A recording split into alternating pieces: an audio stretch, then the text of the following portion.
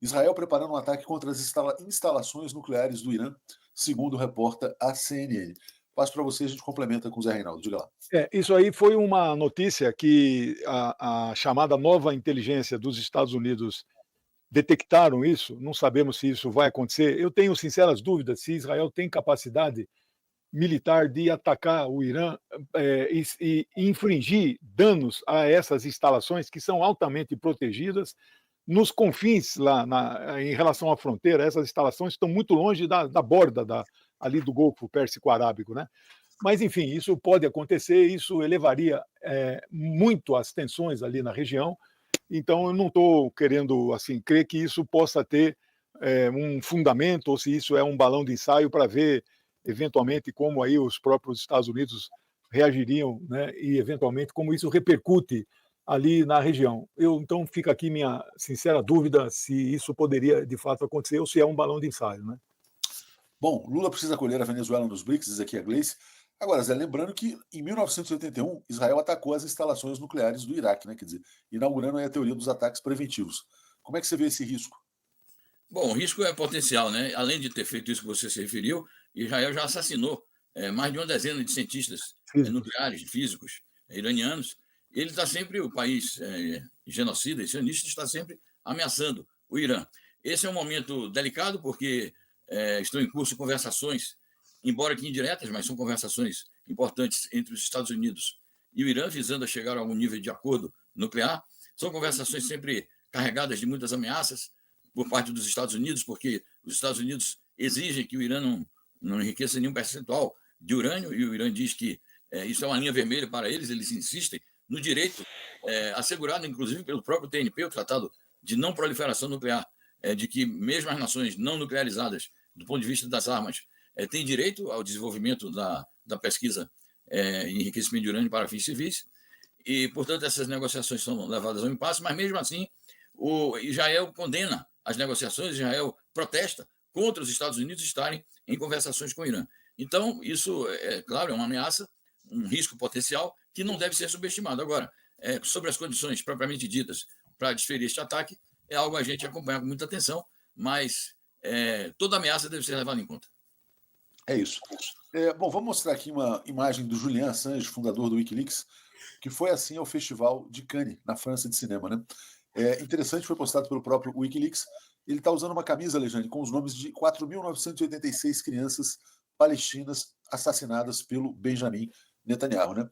O Assange, obviamente, não está mais atuando no Wikileaks, ele passou muito tempo preso, mas assim que ele faz o seu ativismo da maneira que ele encontra, né? Então é muito importante esse protesto contra a carnificina promovida pelo Netanyahu. Diga lá, Alexandre. Ontem eu dei um número aqui de crianças que poderiam morrer de fome. Eu dei um número muito abaixo do 14 mil crianças. Eu fiquei sozinho aqui. 14 mil crianças poderão morrer de fome nas próximas 2 semanas se Israel não abrir ali aquelas porteiras. E aí hoje acabei de ver no Times of Israel, que está se mostrando um jornal de Israel melhor do que o Haaretz que é considerado liberal.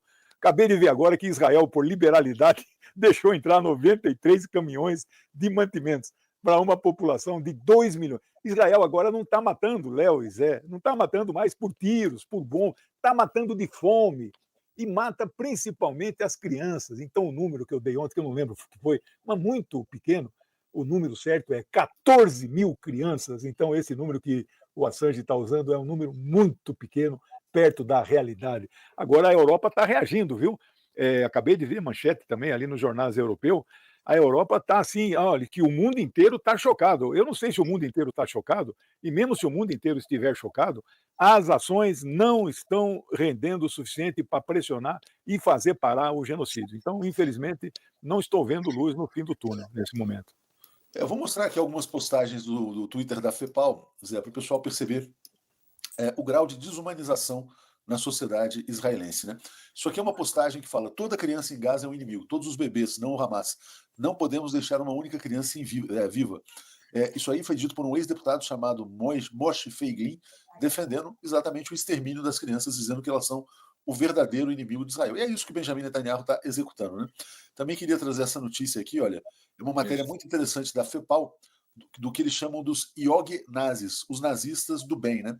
Então, diz a matéria, quem disse que espiritualidade e limpeza étnica não combinam? Israel está cheio de pessoas supostamente espiritualizadas que veem a aniquilação do outro como uma forma de crescimento pessoal.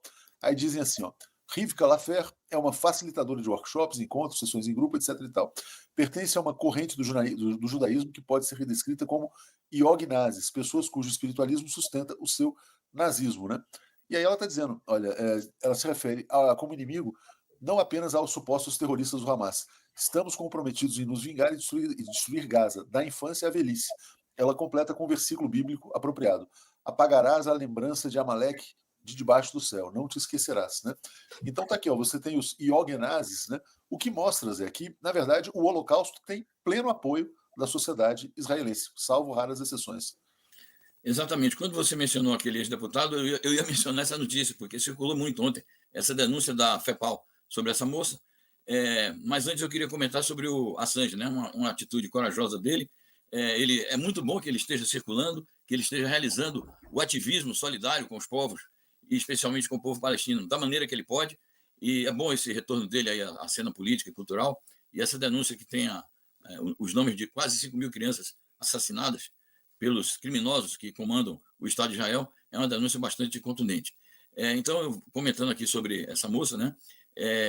Quando a gente visita a Palestina e é obrigado a desembarcar no aeroporto de Tel Aviv, e para passar para a parte palestina, é sempre um sacrifício. Era, né? Porque faz tempo que não se pode ir lá. E a gente se depara nas barreiras militarizadas com gente assim, são jovens, todos eles europeus, porque dá para ver claramente que são europeus, são filhos de europeus, netos de europeus, armados até os dentes, com fuzis, metralhadoras, com armas moderníssimas. São eles que guardam esses postos de controle na fronteira entre o território propriamente dito dos sionistas e o território palestino usurpado e ocupado. E a gente observa o seguinte, a mentalidade dessa moça é uma mentalidade que é incutida nela e em todos os jovens israelenses, desde bebê. Eles nascem com essa... Porque as primeiras letras, as primeiras palavras, eu acho que antes de dizer mamãe, eles pronunciam palavras assim, são instruídos no crime, no etnicídio, desde a mais tenra idade. Então, produz isso, esse tipo de educação produz esse tipo de monstros, porque essas pessoas são pessoas monstruosas e que odeiam o resto da humanidade.